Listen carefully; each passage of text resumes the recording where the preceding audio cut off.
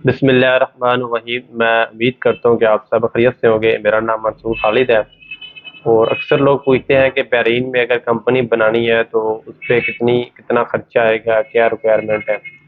तो उसके मुतालिक जो मेरा नॉलेज है, मैं अपने नॉलेज के मुताबिक जो है आपको इन्फॉर्मेशन शेयर कर देता हूँ।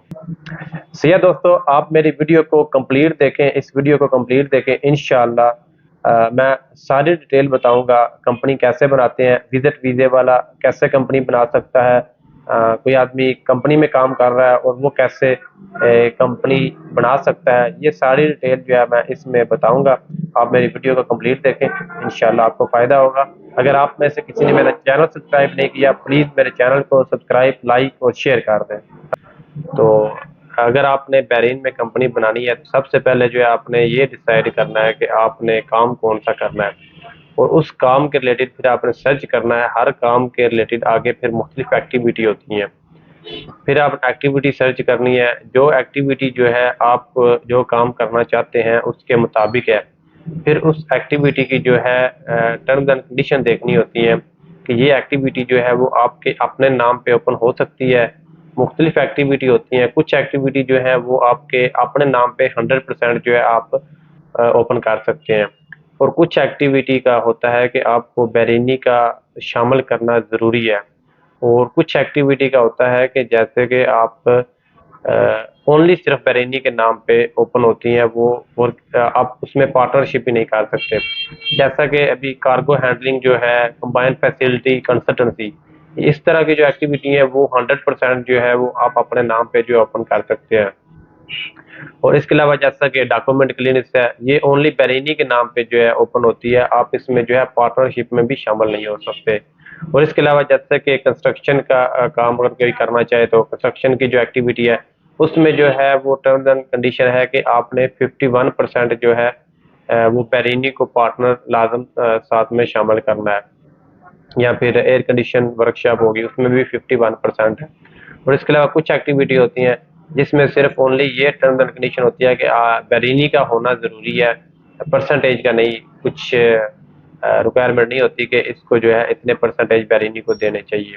तो इस तरह सबसे पहले जो है आपने ये डिसाइड करना है कि कंफर्म कर लेना है कि ये एक्टिविटी जो है आपके काम के मुताबिक है।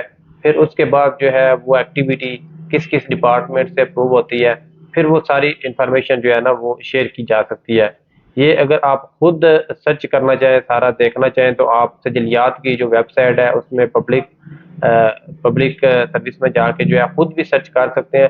अगर आपको नहीं पता चल रहा तो आप मेरे से भी जो है वो शेयर कर लें, कमेंट कर दें। मैं भी आपको इन्फॉर्मेशन शेयर कर दूंगा कि जो काम आप करना चाहते हैं या जो एक्टिविटी है उसके मुताबिक आपको बरेनी का होना ज़रूरी है या किस किस डिपार्टमेंट से जो है वो अप्रूवल मिलेगा। तो अभी आज हम बात करते हैं कि उन एक्टिविटी की जो 100% आपके अपने नाम पे ओपन हो जाती हैं। जैसा कि कंसल्टेंसी हो गया, इंटीरियर डेकोरेशन हो गया, कार्गो हैंडलिंग हो गया, कंबाइंड फैसिलिटी। ये जो एक्टिविटी हैं ये 100% आपके अपने नाम पे ओपन हो जाती हैं। और कुछ एक्टिविटी इस तरह भी होती हैं जो आपके अपने नाम पे ओपन हो जाती हैं, लेकिन वो फिर आगे मुख्तलिफ गवर्नमेंट की एक्टिविटी के हिसाब से गवर्नमेंट के मुख्तलिफ इदारे हैं, उन अदारों से भी जो है ना उनका अप्रूवल लेना पड़ता है।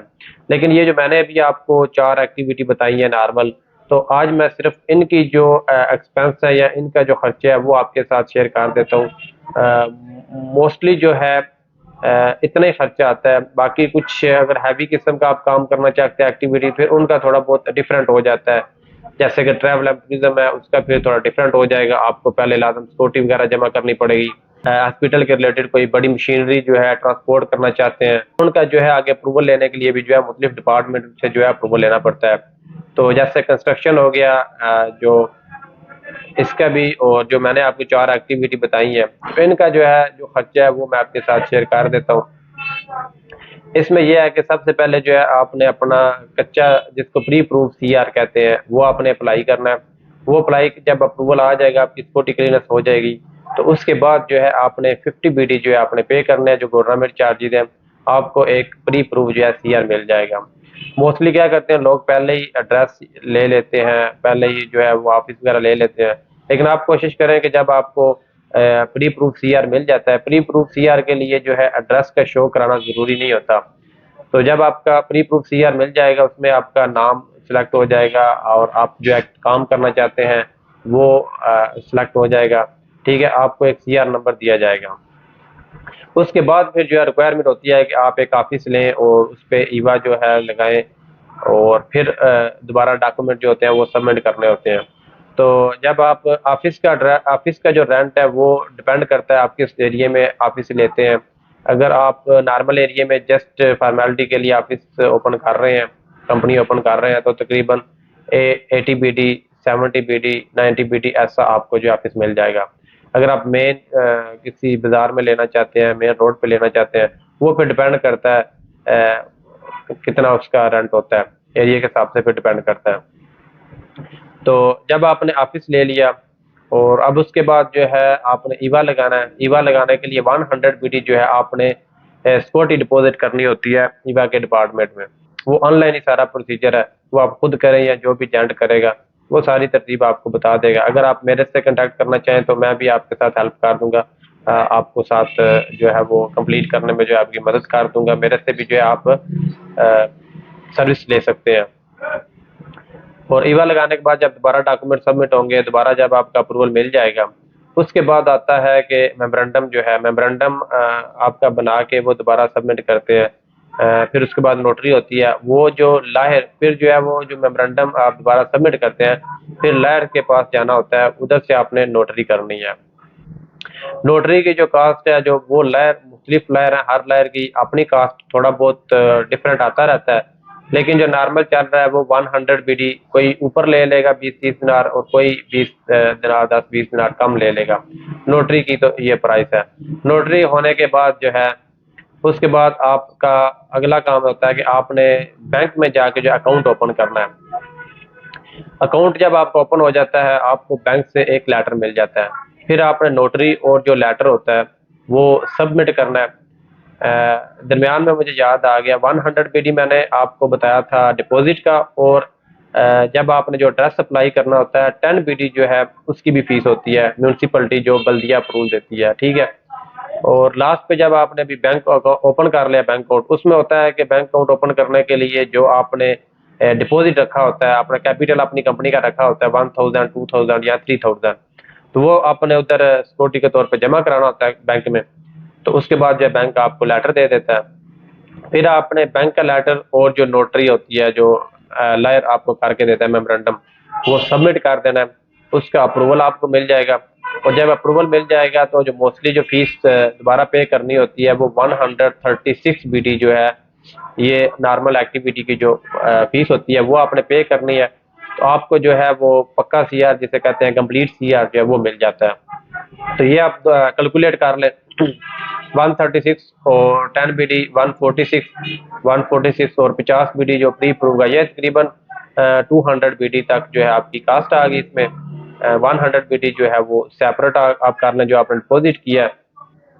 और इसके अलावा जो आपने लायर के पास पे की है तकरीबन 100 BD या 120 BD, ये 300 या 350 का आप जो है ना अंदाजा लगा लें जो गवर्नमेंट चार्जेज है।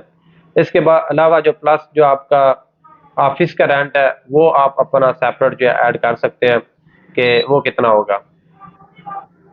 जब आपको सीआर मिल जाएगा, उसके बाद आपने क्या करना है, आपने एक अपॉइंटमेंट लेनी है LMRA की। आपको LMRA की अपॉइंटमेंट मिलेगी, उस डेट पे आपने जाना है। जब आप LMR की लॉगिन आईडी मिल जाएगी और उसके बाद जो है आप अपना वीज़ा अप्लाई कर सकते हैं इन्वेस्टर का, और साथ में जो है 2 वर्कर का वीज़ा अप्लाई कर सकते हैं।